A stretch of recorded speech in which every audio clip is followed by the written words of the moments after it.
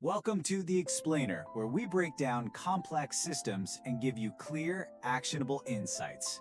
Today, we're tackling a big one: how non-residents can claim U.S. tax treaty benefits right from the start without getting hit with a massive 30% withholding tax. Okay, so let's just dive right in. If you're a non-resident earning money from U.S. sources, there's a default rule that can take a huge chunk of your income before you even see it. So how do you get around that? How do you make sure you get your rightful tax treaty benefits from day one? And here it is. This is the number you have to worry about: 30%. By default, the US government requires payers to withhold a flat 30% tax on most US source income paid to foreign persons. That's a huge piece of your money, gone, held back before it even gets to you. But, and this is a really big but, there's a powerful way to fight this. Tax treaties between the US and many other countries can absolutely slash that 30% rate.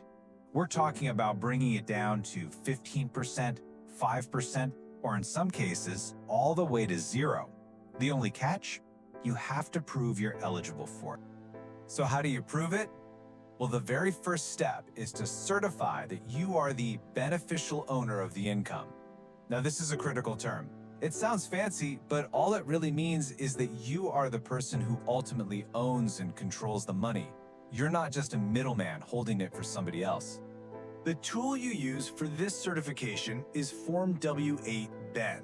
Now, here's a key point that a lot of people get wrong. You don't send this form to the IRS. No, you give it directly to the person or the company that's paying you. They're what's known as the withholding agent. And this form is basically their legal permission slip to withhold less than that 30%. And this, right here, is the key piece of the entire puzzle. To properly fill out that Form W-8-BEN and actually claim your treaty benefits, you have to provide a U.S. Taxpayer Identification Number. And if you're not eligible for a Social Security number, that means you need an ITIN. So this creates a classic procedural catch-22. Let's trace the logic, right?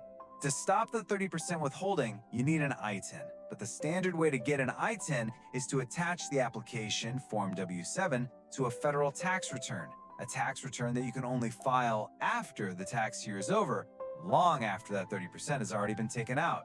You see the problem? It's a frustrating loop. So how on earth do you solve this dilemma?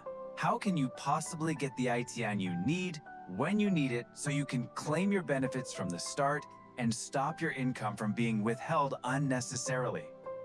Well, the solution isn't some secret loophole or a clever trick. It's actually a built-in feature of the tax system. The IRS anticipated this exact problem, and they created specific official pathways to get an ITIN before you ever file a tax return. These pathways are known simply as the exceptions. They are the intended mechanism to solve this exact problem. Now, there are 5 of them in total, but the one that's most relevant for claiming treaty benefits on things like wages, scholarships, or even gambling winnings is Exception 2. So let's take a closer look at Exception 2. We're going to do a deep dive here because this is the key that unlocks the ability to get that ITIN proactively and avoid that painful 30% withholding. You know, the logic here is actually fascinating.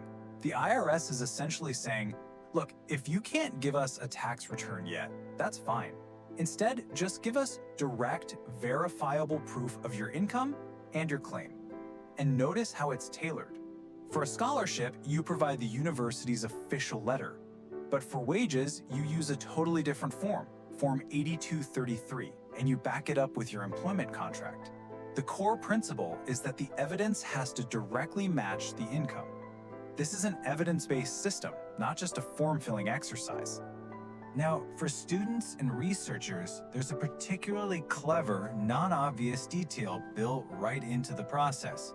A special certification letter from their university doesn't just support their application, it actually takes the place of mailing in original ID documents like your passport. I mean, think about that. That makes the process so much simpler and, frankly, so much safer. It's a brilliant little mechanism. And the system gets even more specialized.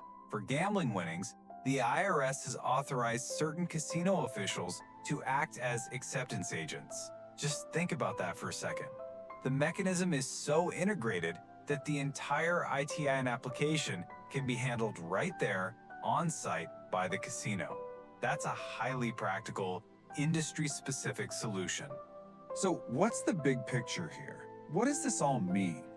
It means it's a coordinated system between three key players: you, the payer, the withholding agent, and the IRS. And success depends on providing the correct forms and, more importantly, the correct proof to the right party at exactly the right time. Because that's the real question, isn't it? Is your evidence ready? Claiming your treaty benefits from day one isn't about finding some secret loophole.